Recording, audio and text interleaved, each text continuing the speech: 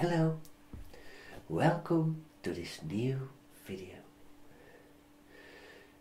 Today I'm going to read of the book Always and Forever Lara Jean, and today I'm going to read chapter 4 for you.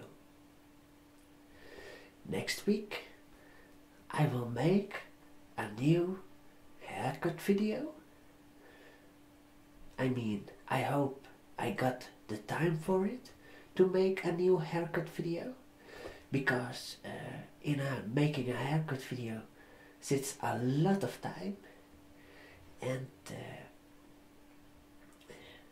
I hope I have the time. Alright? Welcome back, my friends. Today I'm going to read chapter 4 of the book Always and Forever Lara Jean. I hope you will enjoy it. Shall we begin? Let's do it. Chapter 4. Let's see.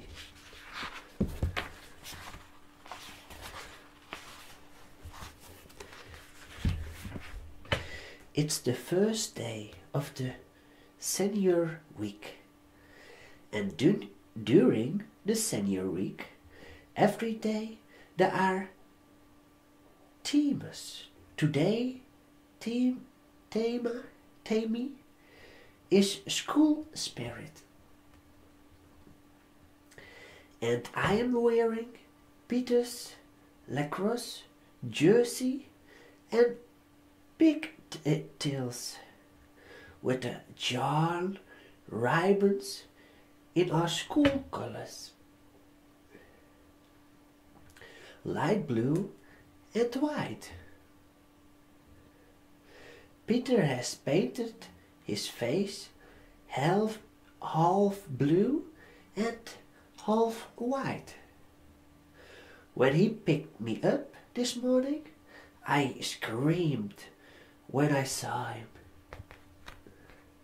The rest of the week goes Tuesday, 70s day, Wednesday, pyjama day, Tuesday, chapter day, chapters day, the day I am truly looking forward to, and Friday.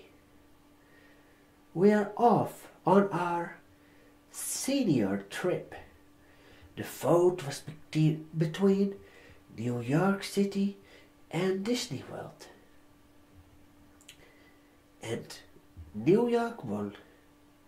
We're driving up on a charter bus for the 3-day weekend. It's perfect timing for a trip like this, because the seniors are going crazy waiting to hear from college, and we could all use a distraction, except for those of us who applied early decision and already know where they are going, like Peter and Lucas Crab, was going to Sarah Lawrence. The myriad of my class will stay in the state. It's like our guardian's counselor, Mr. Duval, is always saying, what's the point of living in Virginia if not to take advantage of all the great state schools? I think it's nice that so many of us will still be there in Virginia, that we aren't scattering off to the 4 corners of the earth at lunchtime, when Peter and I walk into the cafeteria. The a cappella group is serenading a junior girl with the song "Will You Still Love Me Tomorrow?" But with the words, "Will you go to prom with me, Gina?" But we stop and listen before we get in line for our food. Prom isn't for another few months, but proposals have already started in earnest. So far, the most impressive was last week when Steve Bledel hacked into an announcement board and replaced the day event with "Will you go to prom with me, Liz?" And it took 2 days for the IT department to figure out how to fix it. Just this morning, Daryl filled Pamy's locker with red roses. And he spelled out prom, P-R-O-M, in petals on the door. The janitor yelled at him for it, but the pictures look amazing on Pamy's Instagram. I don't know what's Peter's planning. He's not exactly one for big romantic gestures. When we're in the line for food, Peter reaches for a brownie and I say, "Don't. I brought cookies." And he gets excited. "Can I have one now?" he asks. I pull my Tupperware out of my bag and Peter grabs one. "Let's not share with anybody else," he says. "Too late," I say, because our friends have spotted us. Daryl is singing, "Her cookies bring all the boys to the yard." As we walk up to the table, I set the Tupperware down on the table and the boys wrestle for it, snatching cookies and gobbling them up like trolls. Pammy managed to snag one and says, "You all are beast." Daryl throws his head back and makes a beast-like sound as he giggles. "Those are amazing," Gabe groans, "like chocolate off his fingers." Modestly, I say, "They are all right, good, but not amazing. Not perfect." I break a piece of Peter's cookie. They taste better fresh out of the oven.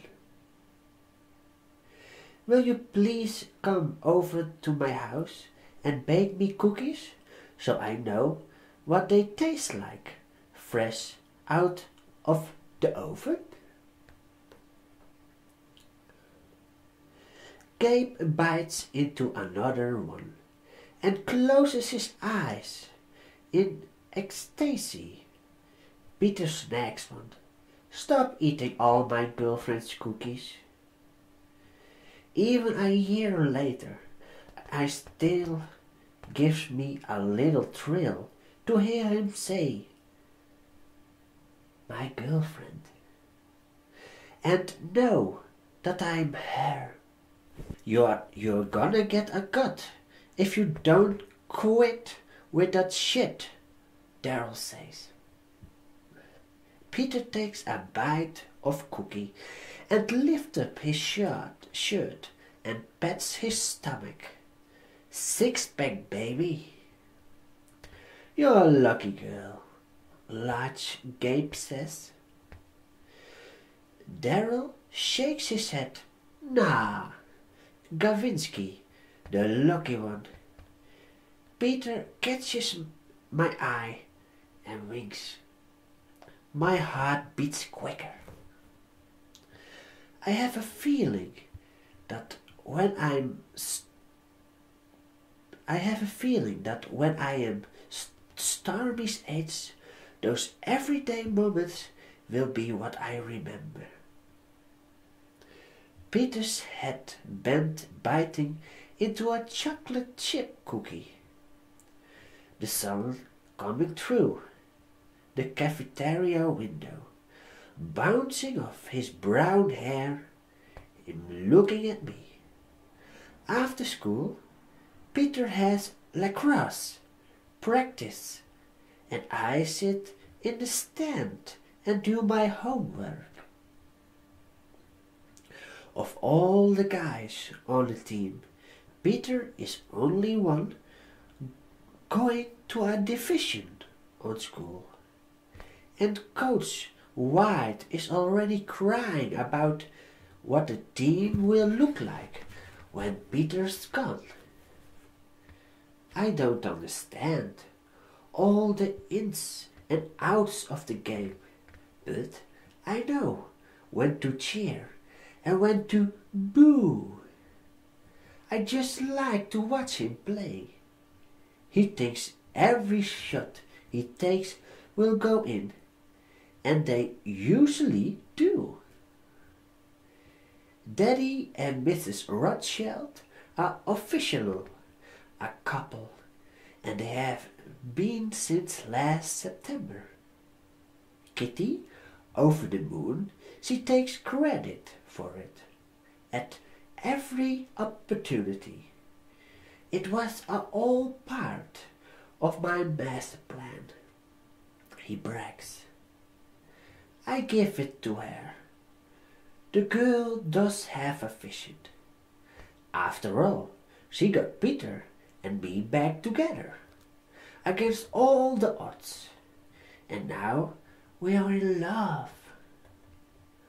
For not having a lot in common, Mrs. Rothschild and Daddy are surprisingly good couple.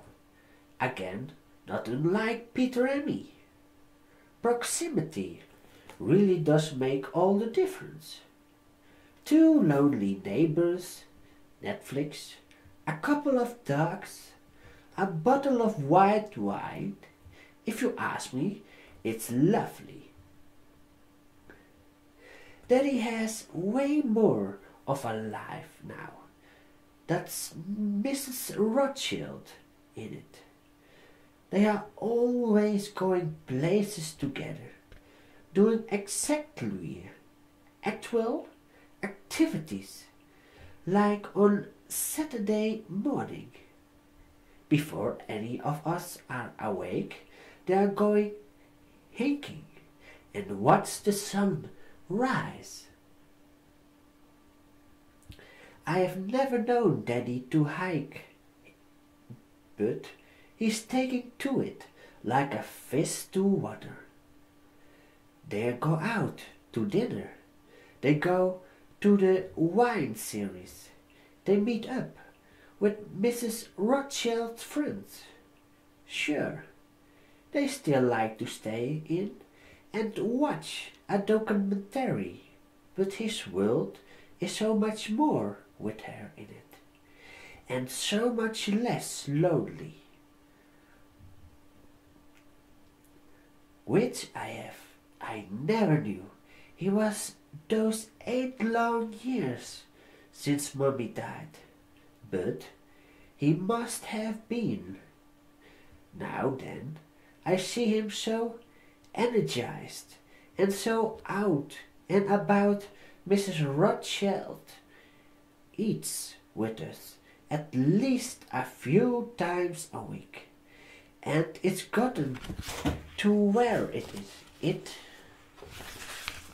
feels strange to not see her sitting there at the kitchen table with her rich, throaty laugh and glass of white wine next to Daddy's glass of beer. After dinner that night, when I bring out cookies and ice cream for dessert, Daddy says, "More cookies?" And he and Mrs. Rothschild exchanging a meaningful look, spreading vanilla ice cream on a cookie with a spoon. Daddy says, "You've been doing a lot of baking lately. You must be pretty stressed waiting on those college acceptance letters." "It has nothing to do with that," I tell him. "I'm only trying to perfect my chocolate chip cookie recipe. Just be grateful, you guys. Grateful, you guys." Daddy begins, "You know, I read a study that found that baking is actually a therapeutic. It's something to do with the repetition of measuring ingredients and creativity. Psychologists call it behavioral activation. Whatever works," Mrs. Rothschild says, breaking a piece of cookie off and popping it into her mouth. I go to Soul Cycle. That's where I find my center. If Margot were here, she'd roll her eyes at that. Mrs. Rothschild made me go with her once. I kept losing the beat and trying to find it again, but to no avail. "Lara Jean, you got to come with me again. There are great new instructors who play all Motown music. You'll love it." "When can I go with you three?" Kitty asked. That's what Kitty taking to calling Mrs. Rothschild. I still think of her as Mrs. Rothschild, and I slip up from time to time, but I try to call her Trina to her face when I remember you can come with me when you're 12, she says. Those are the rules of Soul Cycle. It's hard to believe that Kitty is 11 already. Kitty is 11 and be 18 in May. Time goes by so quickly. I look across the table at Daddy, who's looking at Kitty with a sad kind of smile. And then at me. I know he must be thinking the same thing. He catches my eyes and sings, "Lara Jean, don't you worry but a thing," in the best Stevie Wonder voice. And we all groaned, biting into the makeshift ice cream sandwich. Daddy says,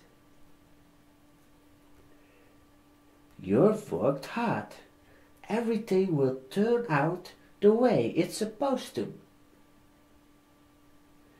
There's no way in the world that UVA won't ever say no to you, Mr. Rothschild says.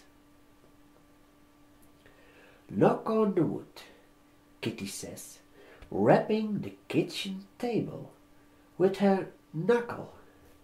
To me, she says, you knock too. Dutifully, I knock on the table. But does knock on wood even mean? Daddy perks up. Actually, it's thought to come from Greek mythology. According to Greek myths, deities lived in trees, and people would invoke them for protection. Hence knocking on wood. Just that added bit of protection, so as not to tempt fate.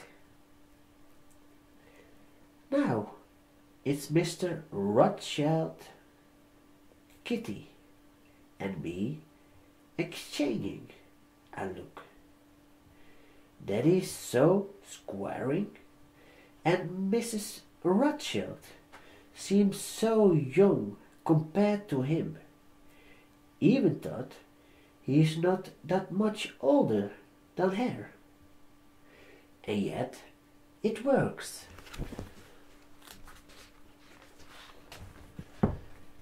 That night I can't fall asleep, so I lie in bed, going over my extracurriculars again. The highlights are Bellevue, at my internship at the library last summer. My CAT score is higher than the UVA average. Margot got in with just 40 more than me. I got a 5 on the EP US History exam.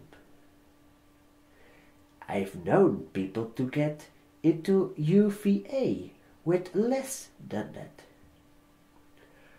Hopefully, my essay gave me a bit of shine. I wrote about my mom and my sister and all the ways she shaped us when she was alive and after she wasn't. Mrs. Durval said it was the best she read in years. But Mrs. Durval has always had a soft spot for the song girls.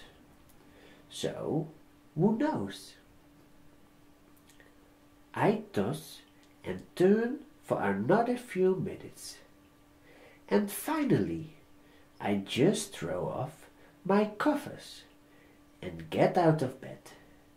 Then I go downstairs and start measuring out ingredients for chocolate chip cookies. This was chapter 4 of the story Always and Forever Lara Jean. I hoped you guys have loved this chapter that I have read. Next week I will starting with making a haircut video. I hope you guys will all watch again. And if you like this video, please leave a like. And I always love it to get some comments. And don't forget to subscribe to my channel. Alright? I wish you guys a very nice evening. Sleep well. Goodbye.